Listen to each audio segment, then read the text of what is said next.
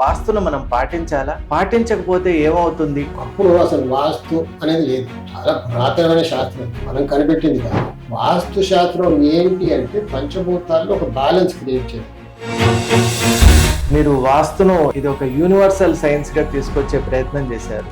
ఎందువల్ల? ప్రతి దిక్కు కూడా ఒక దైవంతో మొదలుపెట్టారు. ఇది ఒక శాస్త్రం కదండి, కొత్త రకంగా తీసుకెళ్ళాలి, అందరికి కూడా అందుబాటులో తీసుకురావాలి, అన్య మతస్థులు కూడా పాటించాలి.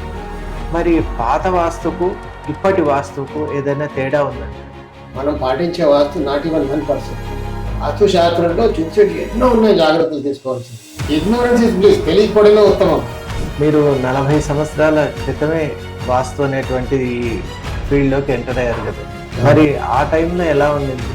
వాస్తు చెప్పడానికి ముందు అవతల శివుడు, నేను సాయిబాబా నమ్ముతున్నాను, వాడి దైవం వచ్చాను.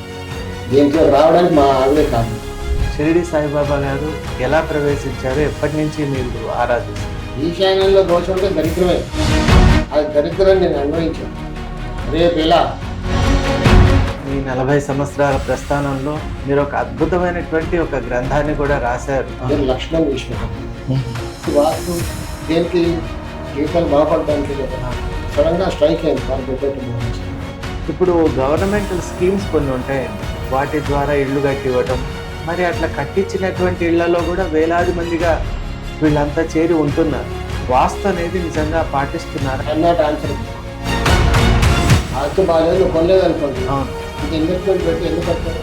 ఇప్పుడు ఈ మోడర్న్ జనరేషన్లో ఇప్పుడు ఉన్నటువంటి టెక్నాలజీస్, ఏఐ ఇటువంటి టెక్నాలజీస్ ఉన్న టైంలో అసలు వాస్తు అనేది రియాలిటీనా లేక మిథ్యా అనేటువంటి ఒక చర్చ కూడా ఉంది. Ancient science, that is the foundation. ఎంతనో బాగుపడ్డా, ఎంత ఏ వచ్చినా పంచభూతాలు మారే. ఎప్పుడైతే సైన్స్ పెరిగిందో it's the beginning of an India.